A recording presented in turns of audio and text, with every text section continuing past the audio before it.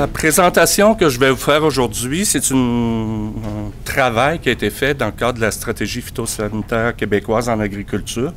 Et je pense que c'est important de le noter parce qu'il se fait, malgré toutes les lacunes, beaucoup de travail depuis quelques années via cette stratégie-là pour essayer d'améliorer des choses. Donc, je voulais le noter. Donc, les conseillers agricoles, de par la nature de leur travail, sont souvent amenés à être sur les sites qui ont été traités. Une des tâches, et on va le voir plus loin, qu'ils font régulièrement, c'est du dépistage, donc d'aller voir si il existe une problématique au niveau des insectes, au niveau des maladies, mais aussi souvent de retourner sur le site pour voir si les traitements étaient efficaces. Donc, cette situation ou ce cadre de travail-là n'est pas sans inquiéter les conseillers agricoles eux-mêmes. Souvent, lors de formations qu'on a fait dans les dernières années, on a formé sur les risques à la santé et sur l'usage d'outils d'aide à la décision. On a formé plus de 400 conseillers agricoles dans les 2-3 dernières années et on a eu l'occasion d'intervenir avec eux, d'échanger et les inquiétudes en lien avec l'exposition ont été soulevées à plusieurs reprises. Par ailleurs, à l'Institut de santé publique, on a été à même, soit directement via des conseillers agricoles ou via des directions de santé publique, à répondre à des inquiétudes ou à des problématiques liées à des expositions des gens, tout au moins des gens qui croyaient avoir des problèmes de santé en lien avec leur exposition aux pesticides. Et dans tout ce contexte-là, au début de la stratégie phytosanitaire, on a procédé à une vaste consultation auprès de tous les intervenants agricoles et la problématique de l'exposition potentielle des conseillers agricoles a été ciblée là, comme une des actions auxquelles on voulait essayer de répondre, soit par des études ou soit par de la formation de ces gens-là. Pour la phase 1, qui a été une enquête sur les pratiques de travail, on a d'abord réalisé une revue de littérature pour essayer d'identifier les déterminants de l'exposition. On a développé un questionnaire qu'on a par la suite validé auprès d'intervenants du milieu, donc soit des professionnels du MAPAC qui connaissent très bien la tâche ou des conseillers là, assez impliqués au niveau de leur club conseil. Et on a, par la suite, avec l'aide des clubs conseils, réussi à se constituer une liste de candidats là, travaillant en phytoprotection pour être capable d'appliquer notre questionnaire. Après avoir consulté les gens terrain, tout le monde était en accord que la meilleure façon de faire, c'était de fonctionner via Internet avec un outil de questionnaire. On a utilisé SurveyMonkey pour faire notre questionnaire. Il faut savoir que, on va le voir plus loin, les conseillers agricoles sont des gens de formation agronomique pour la plupart et ils étaient plus à l'aise de travailler via un logiciel. Donc, on a envoyé notre questionnaire à 107 conseillers agricoles et on a eu un taux de réponse de 73 %. Donc, 78 répondants ont accepté de remplir le questionnaire. Au niveau des caractéristiques des participants, on avait 56 % de femmes et 44 % d'hommes. Et ça me semble assez représentatif des travailleurs qui œuvrent en service conseil. On sait qu'il y a beaucoup de femmes qui œuvrent comme conseillères agricoles et donc c'est un échantillon qui nous apparaît somme toute représentatif. Au niveau de la scolarité, 81 % étaient des universitaires, donc quelques répondants de niveau collégial, mais surtout des universitaires de formation agronomique. Donc, on avait affaire à des agronomes et à quelques techniciens agricoles. Au niveau de l'appartenance à un club conseil, on peut voir que une grande partie des gens qui ont répondu faisaient partie de clubs conseil en agro-environnement. Donc un regroupement de conseillers agricoles ou à des clubs d'encadrement technique et dans certains cas aux deux. Donc on a vraiment tous des répondants ou la majorité qui sont associés au service conseil qu'on connaît au Québec. La première chose qu'on a voulu voir, c'est est-ce que quand on parle d'exposition, il y a toujours la notion de fréquence, de continuité dans le travail sur des zones qui sont traitées avec des pesticides. Et on s'aperçoit qu'on a quand même une catégorie de travailleurs qui peuvent œuvrer longtemps en dépistage, donc qui peuvent faire ce travail-là pendant de longues années. 13 % de nos répondants avaient 20 ans et plus d'expérience comme dépisteurs. Bon, la plus grande catégorie, 36%, entre 4 et 7 ans d'expérience. Mais on a quand même des gens qui peuvent travailler longtemps dans le domaine, et ce qui soulève la question d'une exposition chronique là, potentielle pour ces gens-là, parce qu'on va voir par la suite qu'ils peuvent être exposés sur des longues périodes pendant une saison de production. Lorsqu'on a essayé de voir le nombre d'heures par semaine consacrées à différentes tâches pour les conseillers, parce qu'un conseiller, c'est pas toujours sur le terrain, ils ont des tâches administratives, ils travaillent pour des producteurs, donc ils ont des rencontres de gestion avec eux, mais on peut voir, en regardant les données, qu'une grande partie du travail est consacrée au dépistage au champ ou dans un verger. Donc, ces gens-là sont fréquemment sur le site, soit directement dans le dépistage des problèmes ou encore lors de rencontres de leurs clients, là, directement sur les sites. Donc, une fréquence assez importante sur le site de travail, sur les sites qui ont, dans certains cas, été arrosés avec des pesticides. Si on prend la pomme, par exemple, on voyait tout à l'heure une fréquence de traitement de 30 traitements dans un été potentiel. Donc, ces gens-là sont à même probablement d'être exposés assez régulièrement. Lorsqu'on regarde le nombre de semaines consacrées au dépistage dans la saison, on peut voir encore une fois que ça peut être important. Ces gens-là peuvent, on parle de 43% qui vont effectuer du dépistage plus de 17 semaines dans l'été. Donc, c'est relativement important. Et lorsqu'on regarde le nombre moyen de champs visités par semaine, bien, ces gens-là peuvent, 57% des gens, ils visitaient plus de 21 champs par semaine. Et ça, c'est une caractéristique importante quand on veut faire, par exemple, un projet d'exposition. C'est que c'est loin d'être simple parce que ces gens-là peuvent travailler dans 3 champs pour 3 producteurs différents la même journée. 2 heures après, s'en aller dans 3 autres champs pour d'autres producteurs qui ont utilisé d'autres produits, qui ont appliqué d'autres types de pesticides. Donc, c'est relativement complexe de vouloir faire un projet avec ces gens-là. Et c'est peut-être pour ça que j'ai rajouté un peu dans mon titre tout à l'heure, exploratoire, parce que c'est pas simple. Je pense que la table est mise pour dire que ces gens-là travaillent dans des conditions où, effectivement, ils peuvent être exposés aux pesticides. On a dit tout à l'heure que ce ne sont pas, malgré la croyance populaire, que c'était pas nécessairement la voie respiratoire qui était la voie d'exposition principale. C'est effectivement, on l'a démontré, d'autres l'ont démontré, la voie d'exposition cutanée.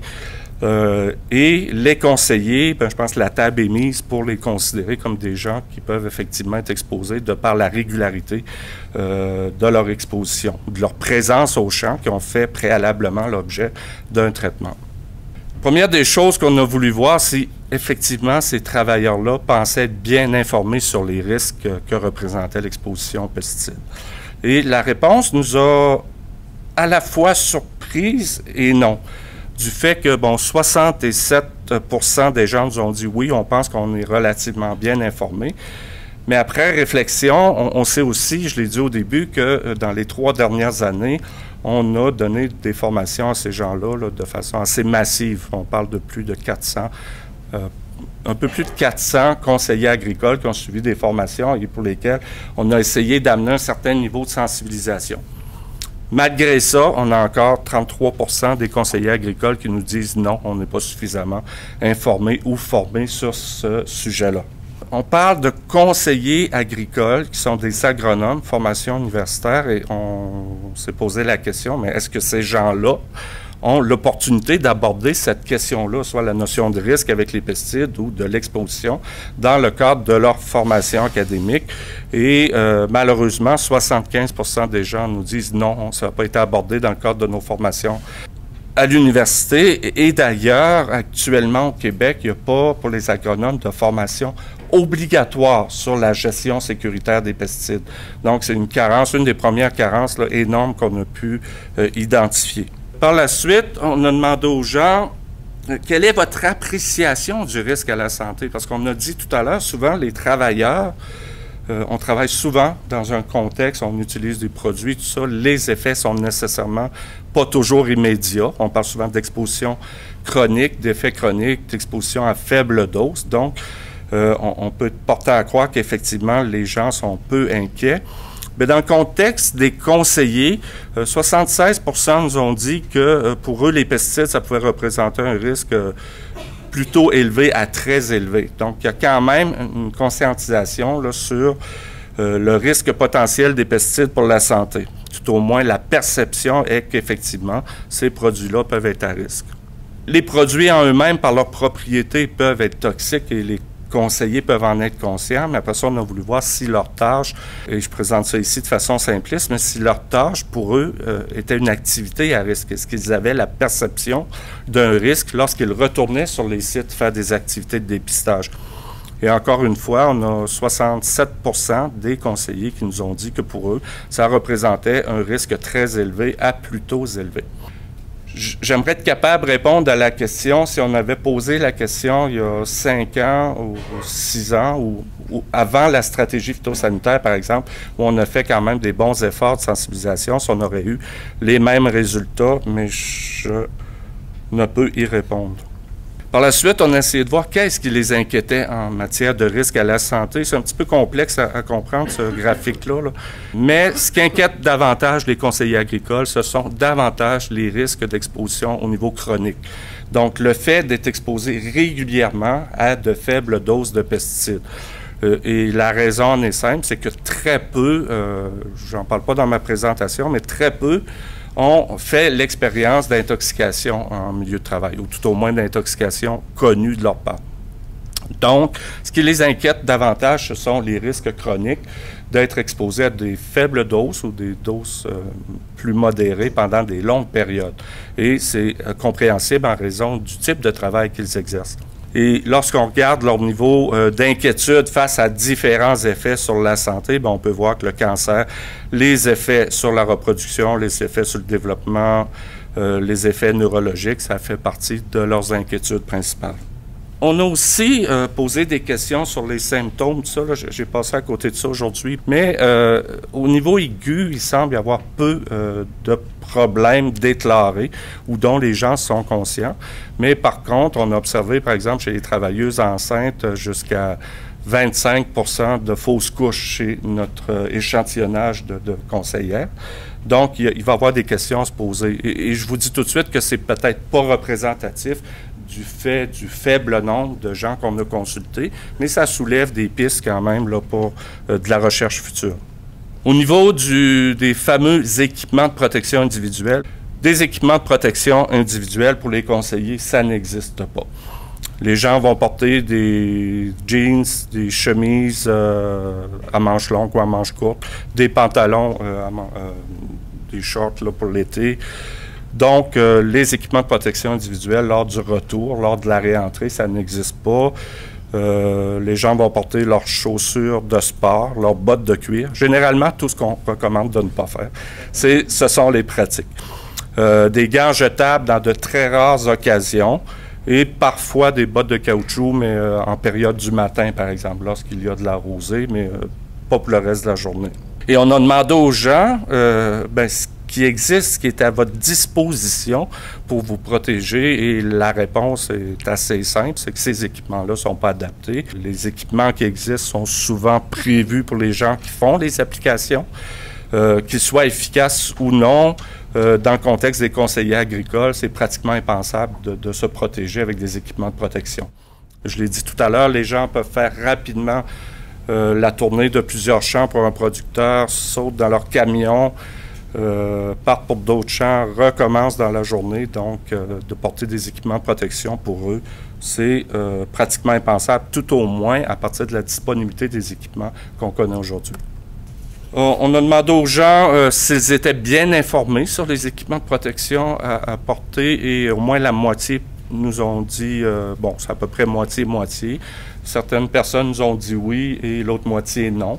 Par contre, les gens reprochent aussi beaucoup le fait que sur les étiquettes canadiennes, on a peu d'informations sur ce que doivent être les équipements de protection, et encore moins pour les conseillers agricoles.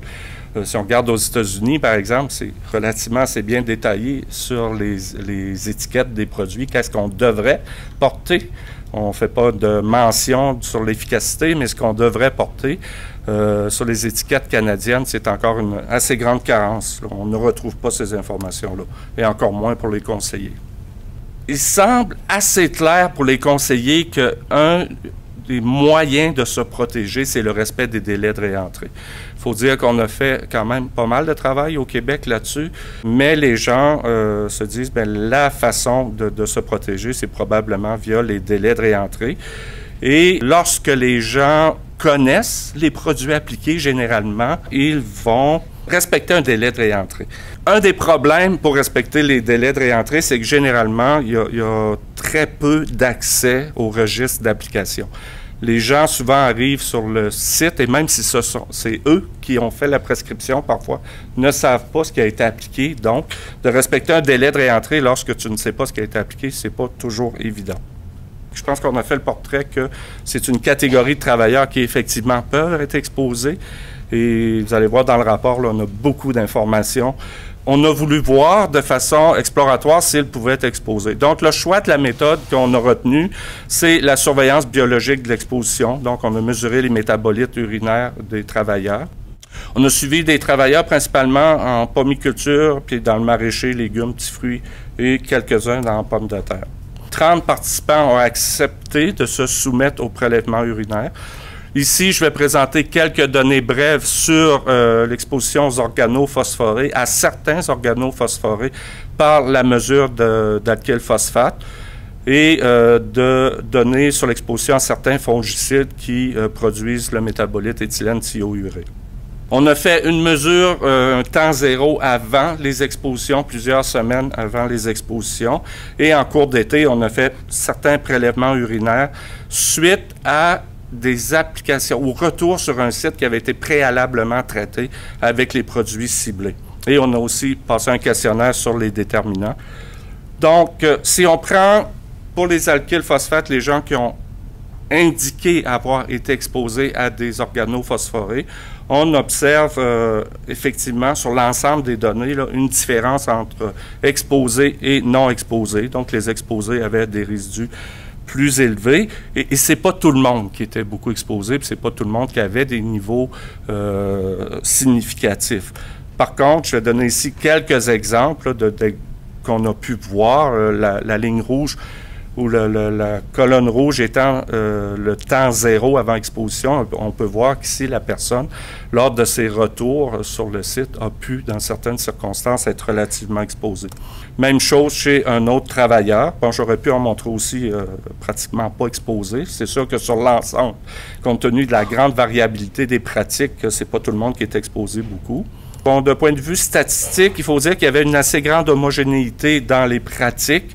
Donc, on a quand même vu que les gens qui prenaient ou non leur douche, ça avait une influence sur l'exposition et le lavage des mains, notamment. Pour ce qui est de l'exposition fongicide, on a pu faire le même constat entre exposés et non exposés. Et encore une fois, on peut voir qu'il y a des situations de retour sur le site qui démontrent quand même des expositions assez appréciables. Même chose ici. Et d'autres variables, là, comme la longueur des vêtements, par exemple, le port des chaussures, c'est plus difficile à expliquer, mais le fait d'enlever leurs vêtements de travail immédiatement après les activités ou seulement en fin de soirée avant de se coucher, on voyait des relations significatives. Donc, pour conclure, je pense que les caractéristiques de travail des conseillers agricoles supportent un risque d'exposition.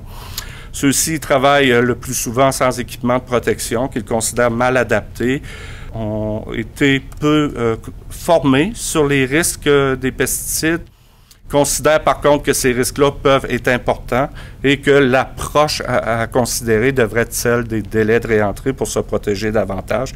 Mais un des problèmes, c'est qu'ils n'ont pas toujours l'information en lien avec les produits appliqués.